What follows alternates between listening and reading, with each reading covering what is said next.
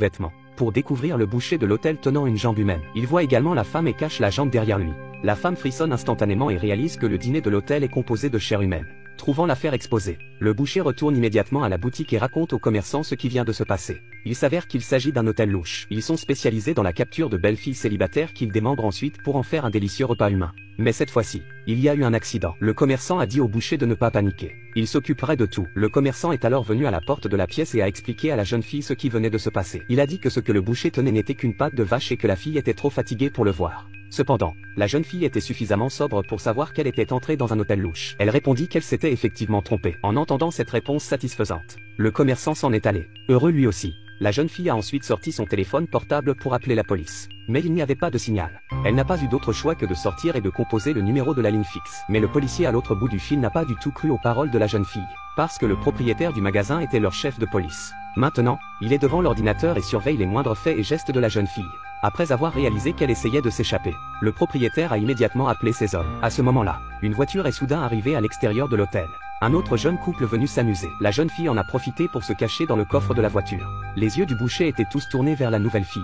À cause de son corps voluptueux, le boucher était impatient de manger sa chair. Le boucher leur sert 2 tasses de café avec des médicaments. Mais alors qu'ils s'apprêtaient à le boire, la femme qui se trouvait derrière eux a poussé des cris inexplicables. Ce comportement a troublé les 2 hommes.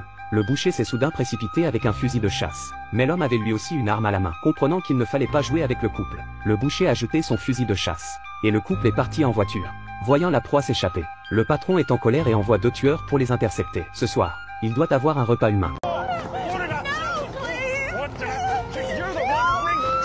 Voyant un homme battre sa femme, un policier qui passait s'est immédiatement précipité. Il a accusé l'homme de battre sa femme. Cependant, c'est avéré que le couple était composé de 2 tueurs psychopathes. Ils s'adonnaient à la consommation de chair humaine.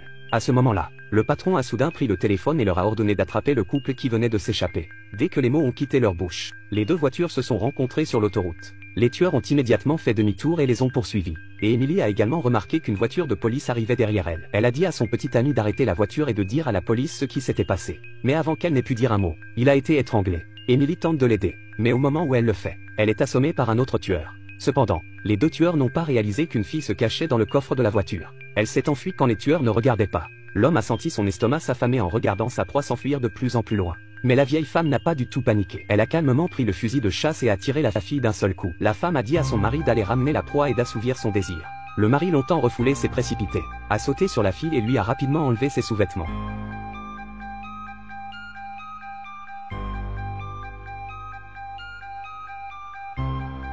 Bientôt, le couple transporte leur proie jusqu'à l'hôtel.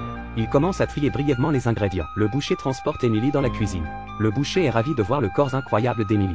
Mais il n'a pas osé le faire après une demi-journée d'observation car personne ne peut avancer sans l'ordre du patron. Une fois découvert, il ne mangerait plus jamais de viande. Le boucher n'a pu que mettre d'abord Emily dans la cage, puis s'est assis en face de la table pour admirer son corps. Le patron n'a pas tardé à revenir. Il a demandé à ses hommes de nettoyer le corps d'Emily et l'a récompensé en l'embrassant. Et la scène arriva juste à temps pour le mari qui était arrivé pour voir la scène. Mais devant l'autorité du patron, il ne put que baisser la tête et s'éloigner en silence. C'est alors que la vieille femme est arrivée au sous-sol en furie. En voyant le jeune corps d'Emily, la vieille femme lui a jeté un regard jaloux. Puis elle s'est emparée d'un pistolet à eau et l'a aspergé avec. Cette vieille femme nettoie le corps de la jeune fille avec un jet d'eau à haute pression, parce qu'elle doit servir d'ingrédient au boucher pour la découper et en faire un repas humain pour le patron. Mais la jeune fille n'a pas perdu espoir. Emily a secrètement caché une vis dans sa main, puis s'est rendue chez le boucher et a utilisé le tour de beauté. I felt them hands on me earlier. I feel you staring something powerful. Le sang du boucher bouillait en regardant. Il prit la clé et déverrouilla les pieds de la fille. Cependant, la seconde suivante.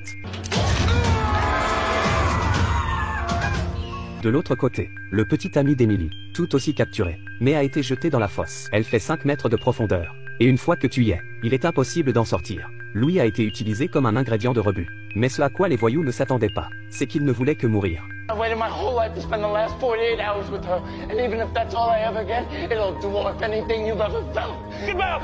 Shut your fucking mouth!